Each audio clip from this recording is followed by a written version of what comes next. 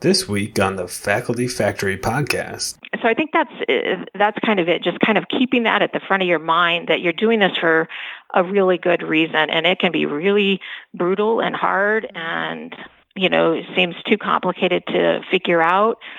But I think if you keep that in mind, it keeps you moving forward. Love that imparting people's value. So much of what we see with burnout is people are looking for value and meaning and purpose in life. Why am I here? And we're all so consumed and on the grind and running so hard. And I love that you take time to make sure everyone recognizes you are important. You matter. Your work is noble work.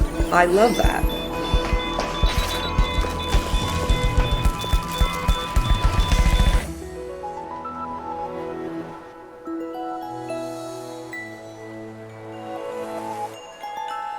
Welcome back to the Faculty Factory podcast. On today's episode, we have Cheryl Welch, University of Colorado, Mile High City, Denver. Cheryl, how you doing? Why don't you tell everybody all your titles? I am doing well, Kim. Thank you so much. So I am the Director of Faculty Affairs at the University of Colorado School of Medicine here on the Anschutz Medical Campus. Wow. And how long have you been in that position, Cheryl? So I have been in this position. I've had a couple of different titles, but I've been in this position about 18 years. So started in 2001. And what was your journey? How did you arrive in this position? Yeah. So interesting. I actually started we call them secretaries back then, but I was, what we would call an administrative assistant now, back in the late 80s and early 90s, in one of the departments here, OBGYN. And I ended up leaving for a while. I decided to become a court reporter. So I had went to school at night while I was working and became a court reporter and did that for about 4 years. I knew about 5 minutes in that I wasn't going to enjoy it, but, I had spent so much time training and so much money kind of getting to that point, I kind of stuck it out for a while. But once I finally made that decision to get out of that field, a job opportunity came up here at the University of Colorado. So I grabbed it and started working here again in 1998 and worked for a high-level administrative person here for about 3 years and then moved into this role here. So I've actually been with the university about 25 years total, but in this position about 18 years. So when you were at that high-level position doing administrative work, was the move into your Director of Faculty Affairs position a deliberate one, or was it an opportunity that you were seeking leadership and growth, and it was just by happenstance that it was Faculty Affairs? So that's a great question. I actually was not looking for anything else. And within the dean's office here, my position that I'm in currently now came open. And a couple of people said, hey, you should go check this out and talk to the current associate dean. So I did that. And once I started sort of talking to him about it and talking to him about the position and what my goals were in life, it just seemed like a natural fit. And so went ahead and applied for the position, got it, and am so happy that I made that decision back then, because clearly, I've been here a long time, so I must enjoy it, right?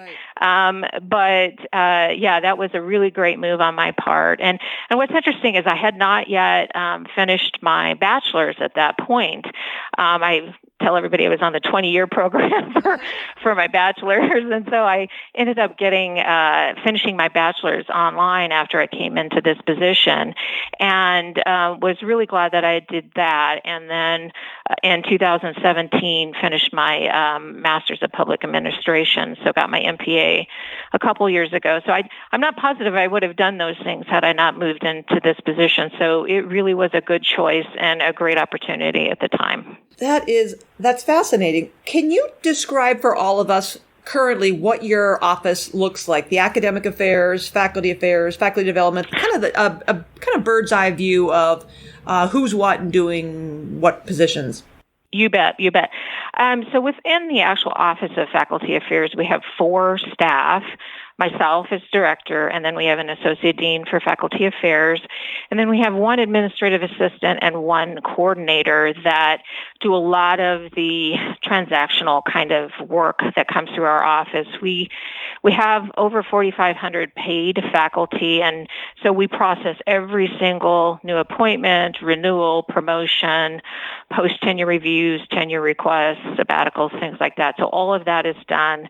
It starts at the department level and then comes through us eventually. So we do a lot of that all day, every day, and so we are focusing on that. And our faculty development, we do some of it in this office. We don't have a separate office for faculty development, but we do have an academy of medical educators that does a lot of workshops and trainings and lectures and things like that. So they handle some of it, and then we will do within our office. We'll do a new faculty career development workshop every year, and then our associate dean will do some time management talks, promotion 101 talks, things like that throughout the year. But that's kind of the way we handle all of that. And we have also about 3,000 volunteer clinical faculty that are a lot of community physicians that are precepting our students, and we have a separate office underneath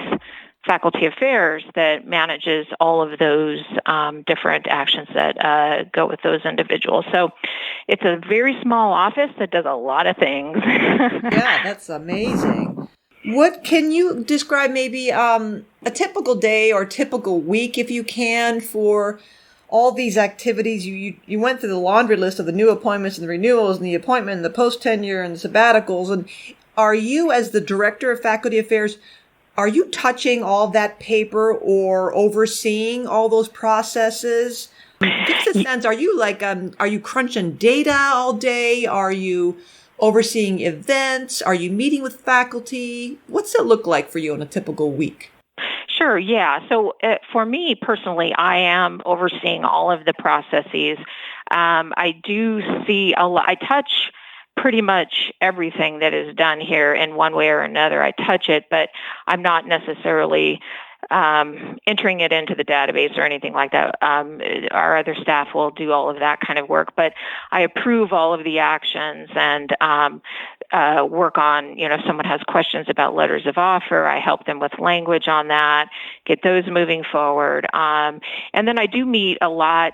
I meet with a lot of faculty. I look at myself as sort of the bridge between the faculty member and all of these policies and procedures that are out there.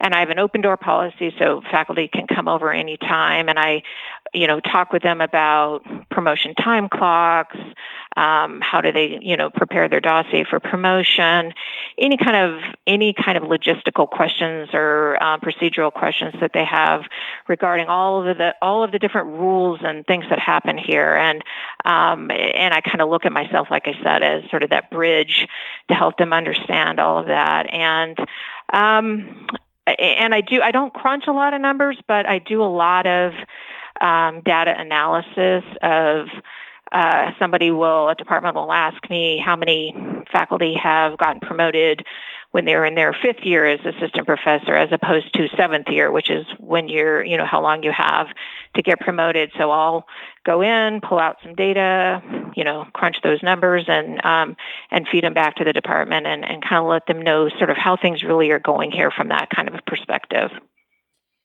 So all those faculty, over 3,000 volunteer and more than 4,500 paid, and you've been doing this for 18 years. And as this bridge, how have you been able to bridge these relationships? I mean, what are your tips or hints, or what do you think you're particularly skilled at that has enabled you, obviously, to flourish in this role and to be identified and have faculty trust you and have that credibility?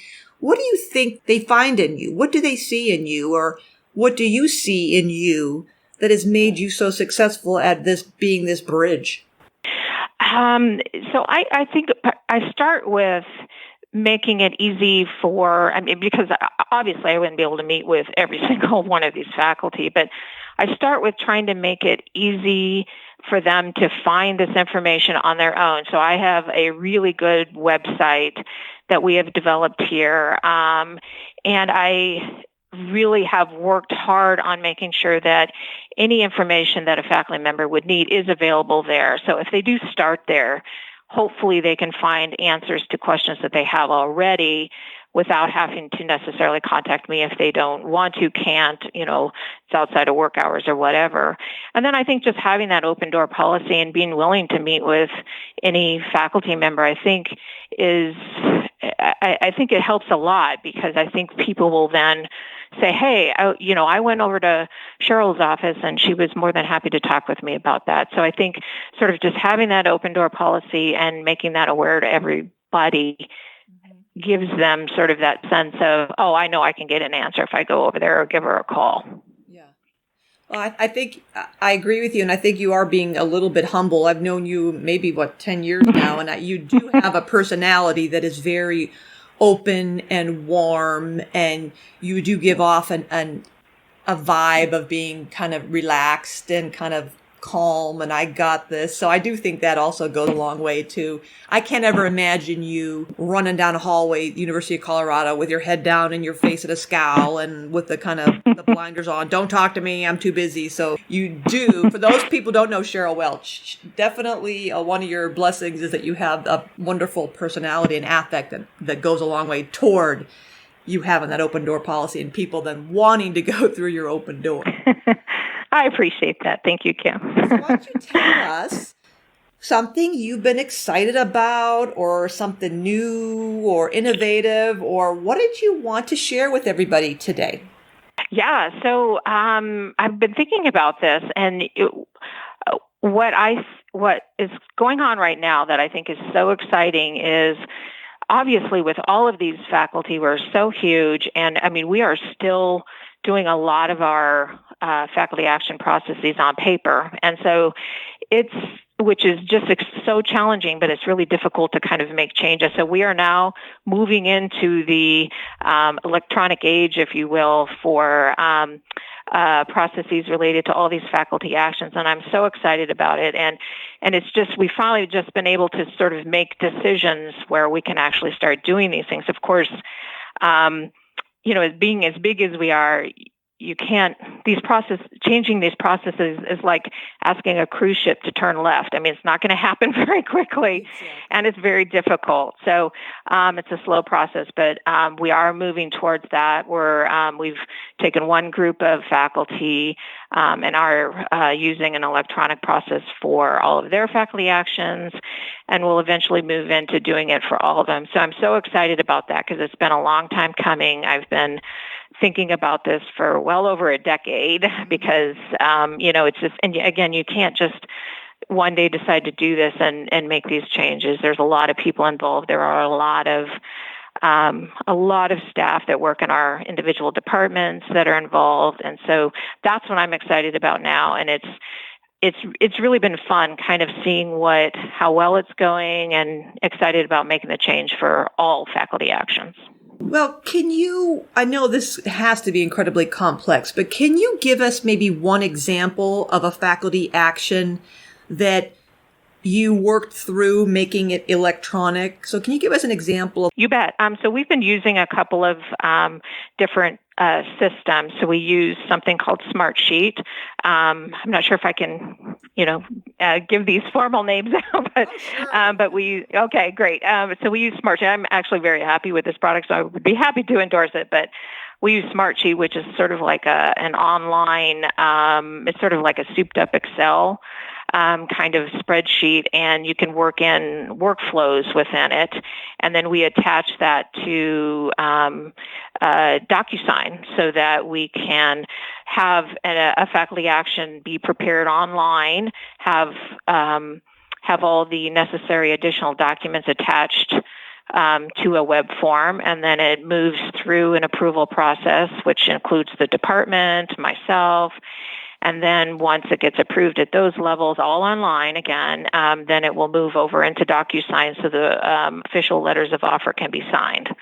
And then it just sort of moves back into Smartsheet, and the entire process can be done without anybody printing anything. Pretty amazing. This product, Smartsheet, was it something that you already had internally but hadn't been utilizing it to full capacity, or did you bring this in as a new product strictly for this purpose of faculty actions? A little bit of both.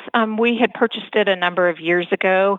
Not really sure. It just seemed like a really good product, and we purchased it to do many different things with. And now and then we realized that we could actually accomplish at least some of what we were trying to do electronically using this system. So yeah, a little bit of both. And it sounds like it's all say, oriented or starts in your office, because it sounds like it's policy type stuff or driven through rules and regulations and formal documents. So I'm trying to get it. It is not, in fact, like a tool that would be employed for annual faculty reviews, for example, where faculty members themselves are participating and actively putting in data. That's correct? That's right. The faculty action is it started at a different level. It starts at the administrative staff level and then kind of moves through the system. The faculty member would really only see this process at the end when they're signing in DocuSign the letter of offer. Wow. So it's probably just incredibly efficient in terms of time. Not to mention, forget all the trees you're murdering. And it's probably a lot more efficient. I'm thinking of when I bought my house, it was the same thing. I got this huge document in an email and I thought, oh no, here we go. But all I had to do was click through it. And then once I had an electronic signature, I just was click, click, click, click, click.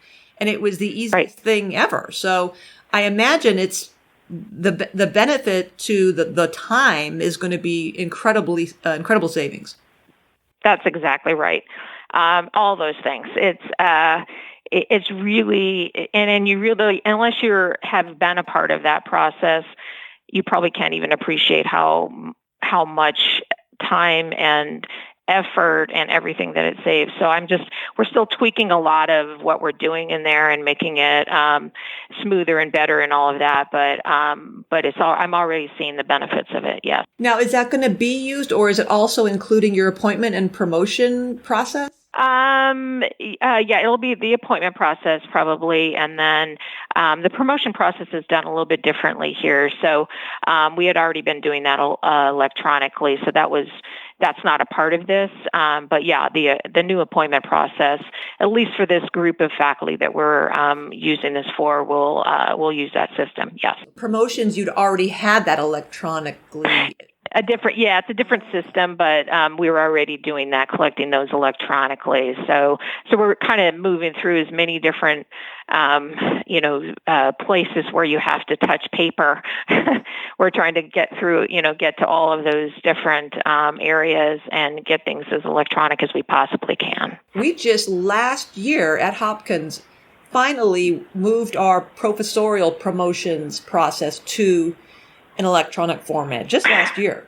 It makes me harken back to the days back in the dinosaur ages when we would write grants and it was these all-nighters in the copy room and people running around Xeroxing copies and big rubber bands and boxes of 12 copies of grants and then flying to the FedEx building. And seriously, we're still, up until last year at Hopkins, printing out dozens of copies of people's portfolio. Well, and what happens is, and I learned this as we were sort of moving through that other moving those to electronic process, but people get so ingrained in doing things a certain way, it is really, really difficult to change a culture and to have people feel okay compiling a promotion dossier online it wasn't impossible, but you really had to show the benefit of it in order to have people change their mindset about it. And once we did that, and once we showed that it is easier to do, you can do it from your home computer, you can do it anywhere you want. Once we were able to show that, it was fine. But getting to that point, you just have to get past that culture change, and a lot of people don't like change, and you just have to work with that, and you have to work around that and just help people feel better about it. And so we had to sort of go at it from that perspective so that it was at least a success. That's so interesting that you bring this up because, that you've been doing this position for 18 years and you're speaking to this organizational change dilemma that we all have and changing culture and people's mindsets. It's just so embedded in everything we do, culture and mindset and communication. And it made me think of a conversation we had yesterday at work where our senior administrative coordinator was contacting via email some other office to get the list of people who had signed up for thus and such seminar. And I asked her 3 times. I sent her 3 emails that I need the sign-in sheet. I need that list. I don't know why she won't give it to me. And it was interesting because I said, okay, well, let's pick up the phone and tell her why you need that. Because I think just what you said earlier, when people get into a routine of this is the way I do this is the standard operating procedure. I have a checklist, if you will, either people who have the institutional memory and have been there for decades and they've always done something this way. Then when they're asked, and in this case, the other recipient person, my projecting is that perhaps she was being defensive. Like, why is that office asking me over and over and over 6 weeks out for this list? I'll send it to them 10 weeks before. And until the phone was picked up and the conversation was had that, we don't mean to be pestering you and we're not just doing extra work. The fact that we want this is because there's pre-work. We want to contact these participants and offer them another opportunity. And once that is explained, then the person says, oh, I understand. Well, now, would it make sense if on the back end, how about I give you an access to that link? Then you always will know who's, and we thought, oh my gosh, a conversation and helping people understand where we're headed and why people think the way they think. That's where we can change culture. But it's just sometimes, we think, well, I got it all figured. It makes sense to me. So surely everyone should just come along and do this. Rather, as you pointed out, we have to all, no matter what we're doing, be cognizant of the fact that other people have their own mindsets and for a darn good reason. So that's why we have to have everybody at a table, understanding all the pieces and parts and helping each other understand what we're trying to achieve in these shared values. Yes, you're exactly right. That's exactly it. Yeah. What else is going on there that you would love to share? Let's see. So we actually have a couple of early childhood education initiatives that I think are really cool that are being developed, and they're actually connected with and sort of adjacent to our campus here. We have a compositive primary school. It's sort of like a private school that will educate 3-year-olds up to 5th grade, 3-year-olds to 5th graders, and then they'll give sort of faculty, children of faculty, staff, and students here will have preference for enrollment here, and the school will be very, very close to the campus here. And then we also have a middle and high school that's being built adjacent to our campus called Aurora Science and Technology. And that will be for 6th graders. That one's actually opening up this summer for the next school year. And it'll eventually expand to a full middle school, but they'll focus on life sciences, and a lot of our faculty will have opportunities to teach over there, volunteer, and their kids can be enrolled there. So I think those are really exciting opportunities that are sort of offering options to our community around us and providing places where students, children of our students, faculty, and staff can actually go to school very close to where their parents work.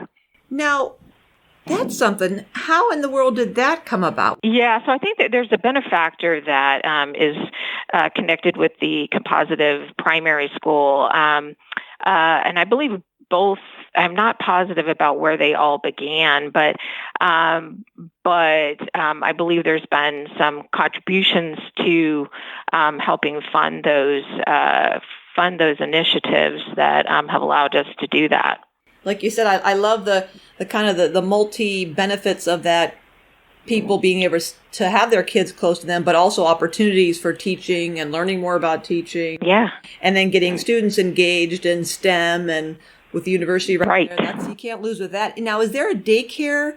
Yes, we do have a daycare on this campus, on the Anschutz Medical Campus. Since I don't have any children, I don't know exactly what the age range is, but I think that you can, I think it takes infants after a certain age and then up through probably kindergarten. But yeah, it's very nice. I've heard a lot of good things about it.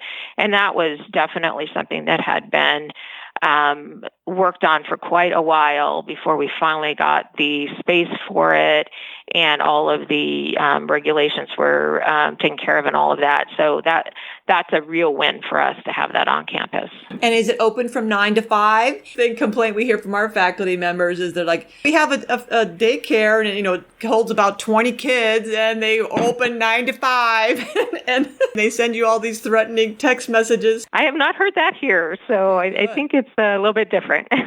Now, I was curious earlier when you talked about, your associate dean for faculty affairs. Was faculty affairs or faculty development? It's faculty affairs, yeah. Now, is this the same associate dean that you've been working with for 18 years, or have you had any turnover? Nope, same person. We've been working together for that long. He was in the position a little bit before I started in, maybe a year before I started in this position. And who is that, and how do you two work together? It's Steve Lowenstein, and we work very well together. We're both very independent on what we do, but we work very closely when we need to kind of work out issues or figure out how we're going to present something or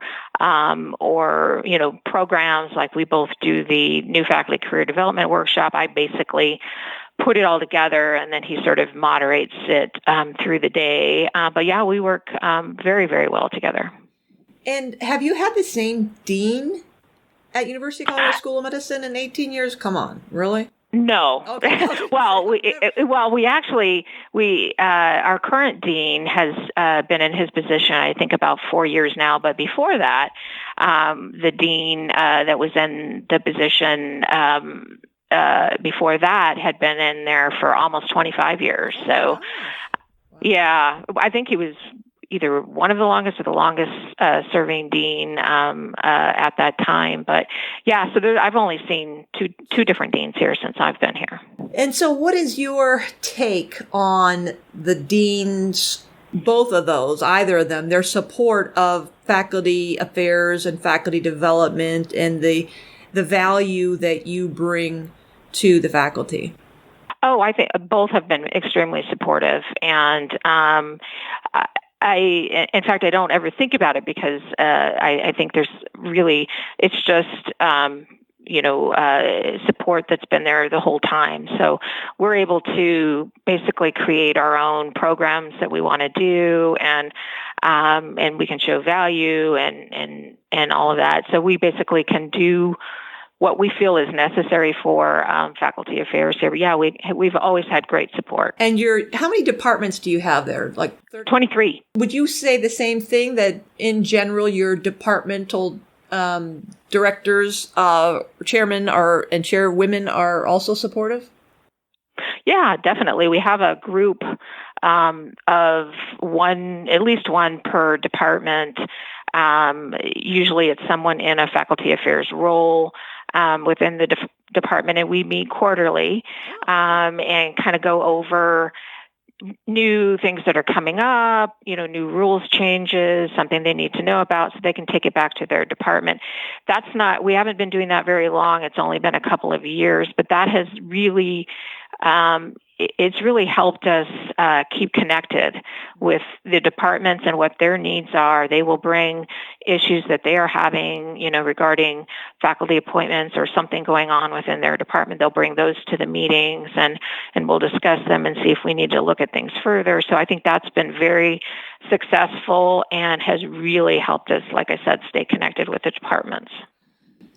And as a staff person, when we have our professional development conferences, we have those "What Keeps You Up at Night" sessions, and I'm always curious because I would love to be in the staff one. What are some of the hot issues that, from staff perspective, what are the things that staff in academic affairs and faculty development are currently wrestling with or worried about or thinking about? I mean, I know you really cracked this tough nut with the data. I mean, that's kind of a theme to me, is like data and anywhere, abundant data, big data, whatever you want to call it. There's just so much data and data overload and information overload and wrestling with it. So kudos to you for, not giving up and persevering and getting this, your data under control. Is that something that, that comes up, or what are the things that you talk about in 18 years? Geez, what's... Well, and kind of thinking about that, I think what I try to impart on at least my staff and any other staff, that we work with. We work with staff just on a daily basis. I mean, dozens and dozens of staff. And I think just making sure everybody understands how important they are, no matter where they are in the hierarchy of anything. The job that they are doing is so crucial to really what is the greater good here. And I think reminding people, helping them to understand how important they are is really crucial. And what has helped me with going to all of these GFA meetings, I've only been going for, I think this is probably 8th or 9th year coming up that I'll go to these meetings, but sort of hearing that from other similar people that are doing similar things to me really does help strengthen that and strengthen the need for that. And it's just been so great having other individuals that are doing the same thing I'm doing and be able to see that they're also successful and that we can all be successful. And so I think that's kind of it, just kind of keeping that at the front of your mind, that you're doing this for a really good reason. And it can be really brutal and hard and, it seems too complicated to figure out. But I think if you keep that in mind, it keeps you moving forward. Love that, imparting people's value. So much of what we see with burnout is people are looking for value and meaning and purpose in life. Why am I here? And we're all so consumed and on the grind and running so hard. And I love that you take time to make sure everyone recognizes you are important. You matter. Your work is noble work. I love that. And it's what's great about the individuals that work here, especially in the dean's office, we all have that same philosophy. And so you'll hear it, at meetings, people are reminded how important this work is that they're doing. And, you come upon times during the year when things are really, really busy and people just, like you said, get burned out. And I think just a couple of words of, hey, thanks, really go a long way. They really go a long way. You're exactly right, because it's the same stuff we try to impart to our faculty members in our leadership programs, right? We always tell them, good for you. This time is for you. Take the time. You're here, be in the moment, turn off your laptop, turn off your phone, invest in yourself, be present. This is important. This development, this personal development, this time to pause and reflect and appreciate and celebrate. This is important. And yet, a lot of us, we say this, but we ourselves can be guilty of saying, oh, I don't want to go to the PDC conference this year. I'm so busy. I've got so much going on, or I don't have time to do that. But it's the same medicine. Boy, when we go to these conferences, isn't it nice to have that pause, that moment of, yeah, we all have a lot of work at home and this cult of busy, we're all members of it. But I'm here with people who are like me, who get me, who understand. We're on the same journey. I'm taking a moment to be here, to connect with people, to recharge, to re-energize. So I think it's the same thing that we all need to be aware of, that reassuring each other. And I love how you say that. And it happens in our own community, or hopefully this podcast is one way we can help build community, that we have to remind ourselves as leaders in faculty development and academic affairs that we're so busy caregiving for our faculty and staff that we also have to take care of ourselves. And I think Right. the conference is one good way, and this is another way of trying to reach out and communicate and be present with each other. Yep, I agree.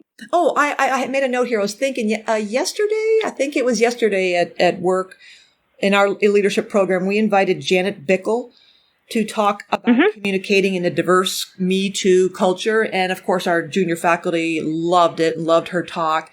And she ended up with, in her parting words, talked about having courageous presence. And I've been thinking about that the past, few hours, courageous presence. And I thought, isn't that just a nice way of summing up,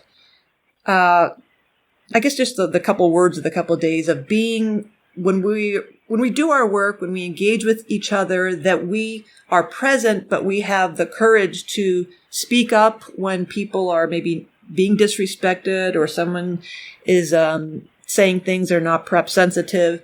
And I just think it plays into what you talked about, how important people are, of the courageous presence, that advocating for each other and supporting each other when maybe there is a situation where someone is not being supported, and building that culture of value, and you mean something to us and your work here is important. So I just I noted that when you were talking about that. It made me, again, think about Janet Bickle's courageous presence. I just really like that.